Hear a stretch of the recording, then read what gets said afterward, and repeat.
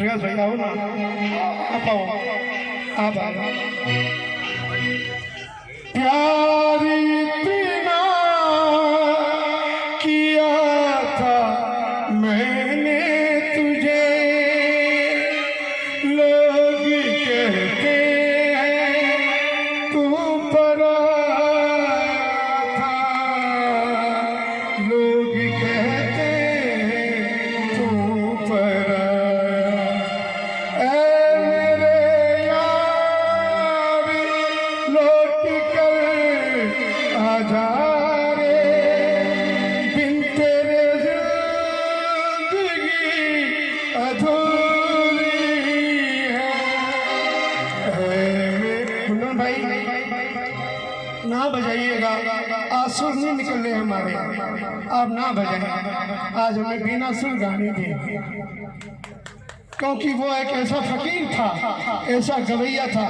लखवटिया में मैं पहली बार गया, मैं बोला भैया नंबर आएगा, बोले क्यों को नहीं आ रहा विष्णु भाई, मैं बैठो नहीं, गोदी कर ले जाओ थाने। हमारे प्रकाश हमारे कालू भाई वास्ते जोरदार ताली लगाओ।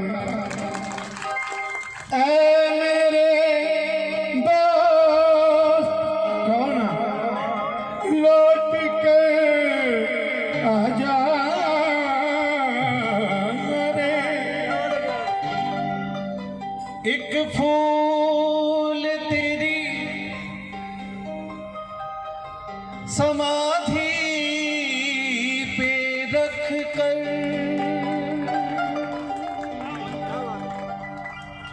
पूजूंगा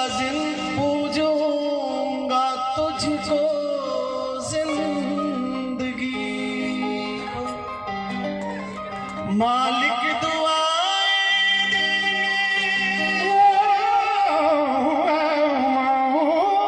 मालिक दुआएं देंगे तुझको हमेशा, मेरे ये आंसू मेरी बेजुबानियां। ए मेरे दोस्त लौट के आजा, बिन तेरे जिंदगी अधूरी है।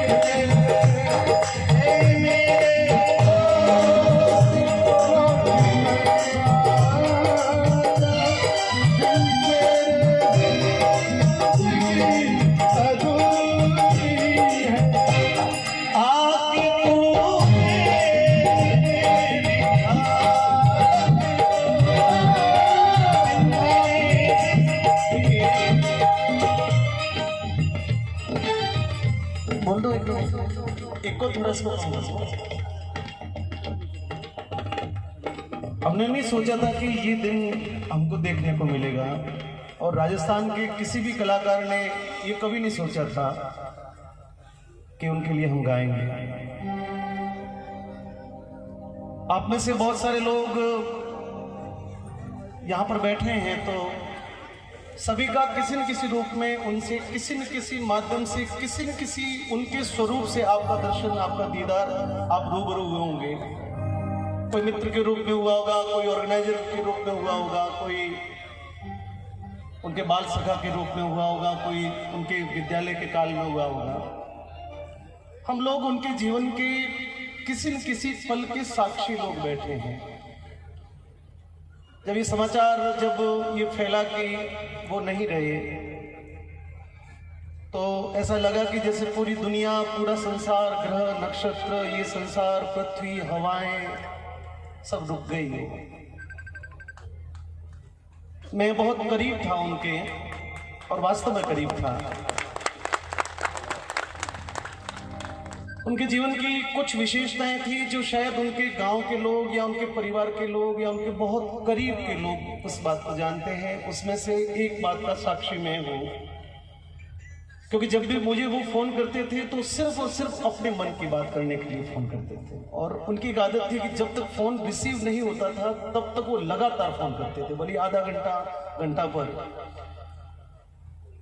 तो मैंने उनको पूछा, मैंने कहा कालू भाई आप इतने वर्षों से, क्योंकि 2001 के साल से मैं उनके सफ़र का साक्षी रहा, जब उन्होंने गुरुजीरा शब्द अमोल और काना काकरिया नाम से, जब काना काकरिया को जब उन्होंने दुनिया में लाया था, उसके साथ में उन्होंने अपने गांव के प्रति, वो चाहते तो अपने नाम के पीछे परिहार लगा सकते थे, वो चाहते थे। जब कैसेट पे फर्स्ट बार में जब कैसेट पे लिखा जाता है यदि किसी ऑडियो पर, तो वो उसका सरनेम वो जो चाहता वही लिखा जाता। फर्स्ट बार में कंपनी पूछती है कि आपके पीछे क्या लिखना है, तो वो चाहते तो परिहार लिखा सकते थे या अपने मन से कुछ भी नाम लिखा सकते थे। लेकिन उस आदमी की इस गांव के प्रति श्रद्धा रही कि उन्होंने अपने नाम के पीछे बिखरनिया लिखना तय किया, और इस बिखरनिया गांव को पूरे विश्व के सामने उन्होंने इस गांव को चमका दिया, रोशन कर दिया।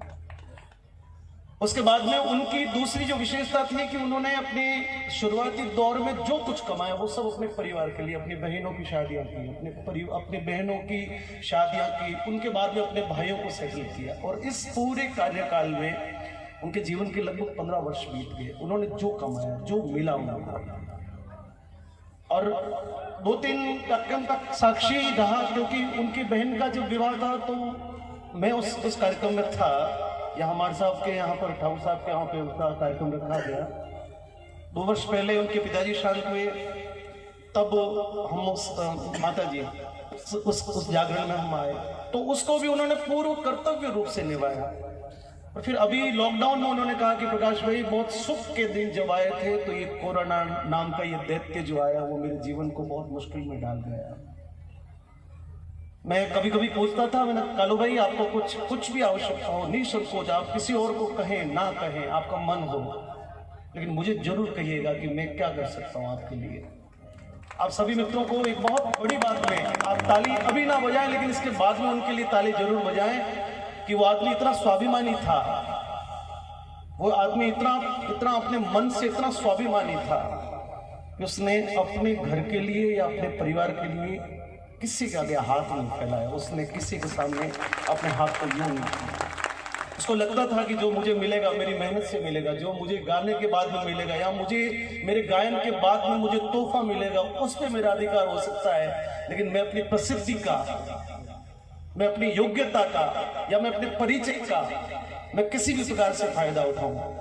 मैंने उनको बहुत बार कहा। एक बार अभी लॉकडाउन में बोला गाड़ी में टायर नहीं है, मैंने कहा मैं भेज देता हूँ। बोला कि नहीं, मेरे को बहुत ज्यादा आवश्यकता पड़ेगी, जिस दिन मेरे किसी भी कार्य में मैं जब बस नहीं चलेगा प्रकाश भाई मैं उस दिन फोन करूंगा, उससे पहले मैं इस बात को नहीं करूंगा।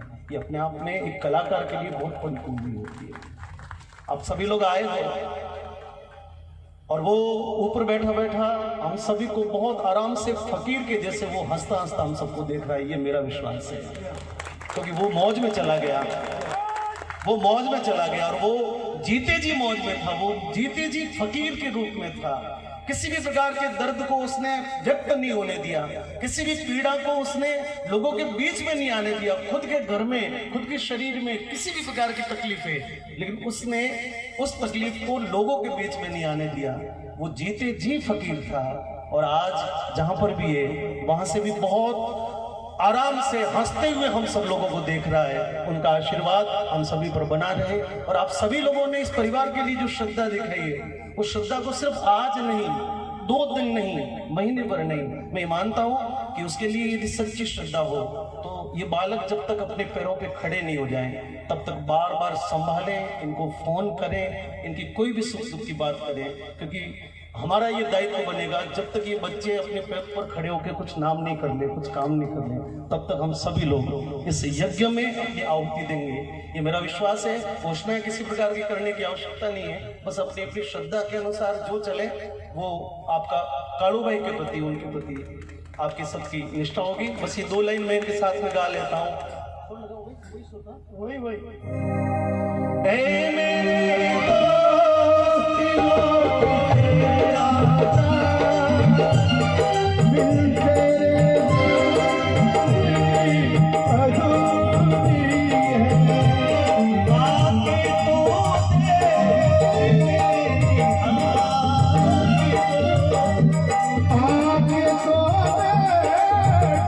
मेरी हालत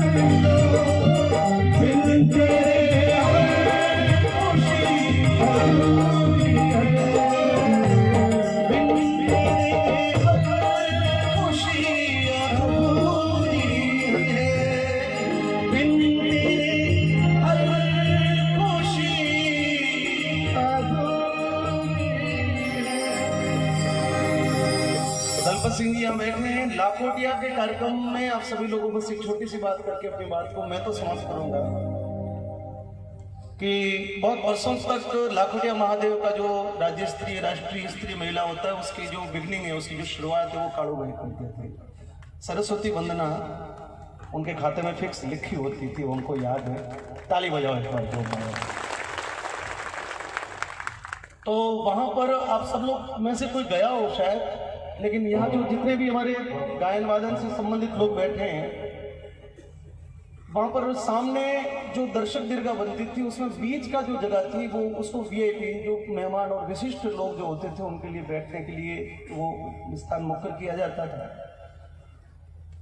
तो जो भी राजनीति से जुड़े हुए या जो भामाशाह लोग हैं या जो समाज में अपनी प्रतिष्ठा रखते हैं उन लोगों के लिए बैठने के लिए संयोग से ये दलपत जी हमको, मनचला जी को, विष्णु भाई को, इनको भी आग्रह करते थे। आशा जी बैठे हैं, गजेंद्र जी हैं, तो जो भी वहाँ पर वरिष्ठ जो दिलीप भाई है, मैं सबके नाम लूंगा तो लंबा हो जाएगा, आप अन्यथा नहीं लें, पर जो भी वरिष्ठ तत्वों को इनको लगता था कि उस दर्शक दीर्घा में वीआईपी जगह पर उनको बिठाएं। तो वो भाई भी आते और वो अपनी मौज में आते थे, अकेले नहीं आते कभी। वो 5-10 लोग अपनी गाड़ी में मस्ती वाले लेके आते। तो हम बहुत आग्रह करते थे कि कड़वे हमारे साथ ना बैठो, लेकिन वो हमेशा अपनी मौज में अपने आए हुए साथ में लोगों के साथ में अलग ही अपनी मस्ती में बैठते थे। ये भी अपने आप में अपने लोगों के प्रति उनकी श्रद्धा थी। और अभी जब यहाँ पर दलपत सिंह जी आए और हम लोग बैठे थे तो मैं सच कह रहा हूँ कि मेरा भी थोड़ा सा मानसिक अभी ये कोरोना के कारण से ठीक नहीं है। थोड़ी देर के लिए मैं भूल गया, मुझे भी लगा कि शायद लाखोटिया के कार्यक्रम में बैठे हैं, मनचला जी इधर बैठे हैं, विजय भाई इधर बैठे हैं और काड़ू भाई उधर पीछे बैठे होंगे, ऐसा एक विचार आया मन में। लेकिन अचानक से जब उनकी तस्वीर देखी फिर याद आया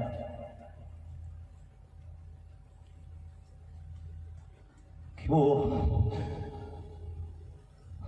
कहीं नहीं, वो हमारे बीच में